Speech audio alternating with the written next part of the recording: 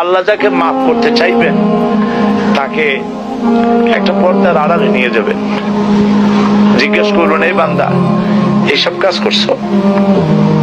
এখন আল্লাহ জিজ্ঞেস করতেছেন, সে তো ভয়তে অস্থির হয়ে যাবে, কেন্দ্রে পাগল হয়ে যাবে, আল্লাহ করে ফেলছি, আমার মাফ করে দাও। আল্লাহ পাক তার জবানে সমস্ত পাপের কথা শুনে সে যখন অনুতপ্ত হয়ে কাঁদতে থাকবে, আল্লাহ বলবেন, যা মাফ করে দিলাম, জান্নাতে চলে যা। এইটা হচ্ছে হিসাবে ইয়াসির। আল্লাহুম্মা হাসিবনি হিসাবান ইয়াসিরা। কাবা শরীফ মানুষ যখন তাওয়াফ করে, এই তাওয়াফের ষষ্ঠ তাওয়াফে একটা দোয়া আছে।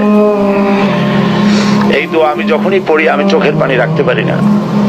ষষ্ঠ চক্কর একটি দোয়া আছে, দোয়াটা হচ্ছে, আল্লাহুম্মা ইন্না আলাইয়া হুকুকান কাসীরান ফীমা বাইনি ওয়া বাইনাক। আয় আমার রব, তোমার সাথে আর আমার সাথে অনেক দেনা পাওনা আছে, আর তোমার বান্দাদের সাথেও আমার অনেক দেনা পাওনা আছে। তা আমি তোমার বান্দাদের কাছে যে বিষয় ঋণী আছি, সেই ঋণ পরিশোধের জন্য তুমি আমাকে যোগ্যতা দাও, পরিশোধের তৌফিক দাও। আর আমার কাছে তোমার দেনা আছে, তা আমার কাছে তোমার যে দেনা আছে সব দেনা তুমি শোধ করে দিয়েছো। আমার চোখ দিয়েছো, মুখ দিয়েছো, কান দিয়েছো, স্বাস্থ্য দিয়েছো, বউ দিয়েছো, বাচ্চা দিয়েছো, টাকা দিয়েছো। আমার কাছে সৃষ্টি করে তোমার যা দেনা ছিল তুমি সব তো শোধ করে দিয়েছো, কিন্তু তোমার দেনা তো আমি কিছুই শোধ করতে পারিনি।